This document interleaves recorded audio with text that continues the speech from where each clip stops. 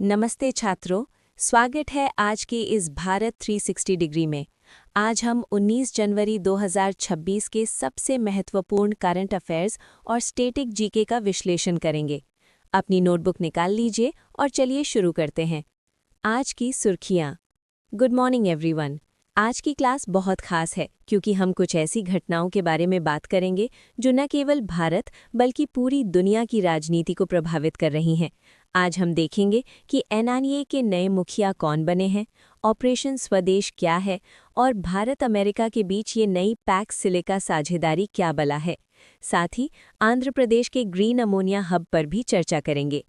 महत्वपूर्ण नियुक्तियां। बच्चों, सुरक्षा एजेंसियों से जुड़े सवाल अक्सर एग्जाम्स में पूछे जाते हैं। नोट कर लीजिए, राकेश अग्रवाल को एनआईए का नया महानिदेशक यानी डीजी नियुक्त किया गया है। ये 1994 बैच के आईपीएस अधिकारी हैं। स्टैटिक पॉइंट याद रखिएगा, एनआईए की स्थापना 2009 में 26/11 हमलों के बाद हुई थी।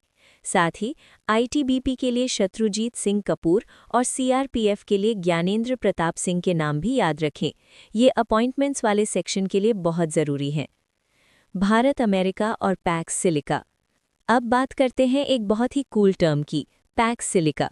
अमेरिकी राजदूत सर्जियो गोर ने इसकी घोषणा की है। ये साझेदारी मुख्य रूप से सेमीकंडक्टर्स, एआई और साइबर सुरक्षा के लिए है। जैसे पुराने समय में पैक्स रोमाना शांति का प्रतीक था, वैसे ही पैक्स सिलिका तकनीक के जरिए दुनिया में स्थिरता लाने की एक कोशिश है। एग्जाम में पूछा जा सकता है कि ये किन दो देशों के बीच है। राष्ट्रीय इंफ्रास्ट्रक्चर और आंध्र प्रदेश। सबसे पहले बात करते हैं आंध्र प्रदेश की, जहां काकीनाडा में विश्व का सबसे बड़ा ग्रीन अमोनिया हब बनाया जा रहा है। इस प्रोजेक्ट को ग्रीन को समूह विकसित कर रहा है और इसमें लगभग 13,000 करोड़ रुपए का निवेश किया जाएगा। इसका मुख्य लक्ष्य भारत को ग्रीन अमोनिया का निर्यातक यानी एक्सपोर्टर बनाना है। Static GK point. Andhra Pradesh की राजधानी अमरावती है और यहाँ के मुख्यमंत्री चंद्रबाबू नायडू हैं। साथ ही याद रखिएगा कि तिरुमला में भारत का पहला एआई कमांड सेंटर भी स्थित है। पर्यावरण और नाम परिवर्तन। बच्चों, हाल ही में मध्य प्रदेश के रातापानी टाइगर रिजर्व का नाम बदलकर doctor Vishnu Shridhar Wakadkar tiger reserve कर दिया गया है। डॉक्टर वाकड़कर वही महान व्यक्ति हैं जिन्होंने 1957 में भीमबेटिका की प्रसिद्ध गुफाओं की खोज की थी। अन्य बदलाव। अयोध्या जंक्शन अब अयोध्या धाम जंक्शन कहलाएगा और पोर्ट ब्लेयर विजयपुरम के नाम से जाना जाएगा। पुराने संसद भवन को अब हम संविधान सदन कहेंगे। ऑपरेशन स्वदेश। छात्रों, जब भी विदेश में हमारे भारतीय भाई बहन संकट में होते हैं, सरकार ऑपरेशन चलाती है। ईरान में बढ़ते तनाव के कारण वहां से भारतीयों को सुरक्षित निकालने के लिए ऑपरेशन स्वदेश शुरू किया गया है। इससे पहले हमने ऑपरेशन गंगा यानी यूक्रेन और ऑपरेशन अजय यानी इजराइल के बारे में पढ़ा था। इसे भी उसी लिस्ट में जोड़ लें। यमन और रेड सी। यमन में नेतृत्व परिवर्तन हुआ है और वहां के प्रेसिडेंशियल लीडरशिप काउंसिल के नए प्रमुख की चर्चा है। हमारे लिए ज़रूरी ये है कि यमन की स्थिति रेड सी में व्यापार को प्रभावित करती है। स्टैटिक पार्ट में याद रखें, यमन की राजधानी साना है और इसकी सीमा सऊदी अरब और ओमान दिया है। इसका कारण अमेरिका द्वारा ईरान पर लगाए गए कड़े आर्थिक प्रतिबंध है। ये पोर्ट भारत के लिए अफगानिस्तान और मध्य एशिया तक पहुंचने का एक बहुत ही महत्वपूर्ण व्यापार मार्ग है। ध्यान दें, चाबहार पोर्ट और पाकिस्तान के ग्वादर पोर्ट, जिसे चीन ने बनाया है, के बीच की दूरी सिर्फ 72 किलोमीटर है। नोबेल शांति पुरस्कार और जर्मनी इंटरनेशनल। अब इंटरनेशनल न्यूज़ पर आए। 2025 का नोबेल शांति पुरस्कार वेनेजुएला की मारिया कोरिना मचाडो को दिया गया है। लेकिन दिलचस्प बात यह है कि ये पुरस्कार विवादों में रहा क्योंकि इसे डोनाल्ड ट्रंप को सौंपने की बात हुई थी। Static GK. जर्मनी के नए चांसलर फ्रेडरिक मर्ज हैं। यूरोप जाने के लिए जो शेंगेन वीज़ा लगता है उसका नाम याद रखिएगा।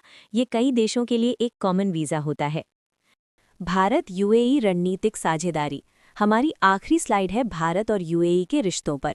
यूएई के राष्ट्रपति की भारत यात्रा से हमारी संबंध खरीदार विक्रेता से बढ़कर रणनीतिक भागीदार स्ट्रेटेजिक पार्टनर्स बन गए हैं। हम अब सिर्फ उनसे तेल नहीं खरीद रहे बल्कि ऊर्जा सुरक्षा और निवेश में भी साथ काम कर रहे हैं। यूएई की राजधानी अबू धाबी है, इसे दुबई से कंफ्यूज मत करना। शासन और जवाबदेही गवर्नेंस। गवर्नेंस के मोर्चे पर डीजीसीए यानी नागरिक उड्डयन विभाग ने स्पष्ट संदेश दिया है कि उपभोक्ता हित सबसे ऊपर है और नियमों की अनदेखी करने वाली एयरलाइंस पर भारी जुर्माना लगाया गया है। वहीं सीवीसी यानी केंद्रीय सतर्कता आयोग अब निवारक सतर्कता पर ज्यादा जोर दे रहा है ताकि भ्रष्टाचार होने से पहले ही रोका जा सके। स्टैटिक पॉइंट सीवीसी की स्थापना 1964 में संधानम समिति की सिफारिश पर हुई थी। अर्थव्यवस्था और जलवायु। अर्थव्यवस्था से एक अच्छी खबर है। भारत के बिजली क्षेत्र में सुधारों की सफलता की वजह से पावर डिस्कॉम्स अब फिर से मुनाफे में लौट आई हैं। दूसरी तरफ बार बार होने वाली शीतल लहर हमें चेतावनी दे रही है कि क्लाइमेट चेंज अब क्लाइमेट वेरिएबिलिटी में बदल रहा है। याद रखें, बिजली समवर्ती सूची का विषय है और आईएमडी की स्थापना 1875 में हुई थी। न्यायपालिका और खेल। नियुक्तियों की बात करें तो जस्टिस सुजॉय पॉल को कलकत्ता हाईकोर्ट का नया मुख्य न्यायाधीश नियुक्त किया गया है। खेलों की दुनिया से खबर है कि महेंद्र सिंह धोनी को पुणे ग्रैंड टूर 2026 के लिए गुडविल एम्बेसडर बनाया गया है। वन लाइनर मेघालय हाईकोर्ट की पहली महिला मुख्य न्यायाधीश रेवती मोहिते डेरे है। SBI brand ambassador Mahendra Singh Dhoni.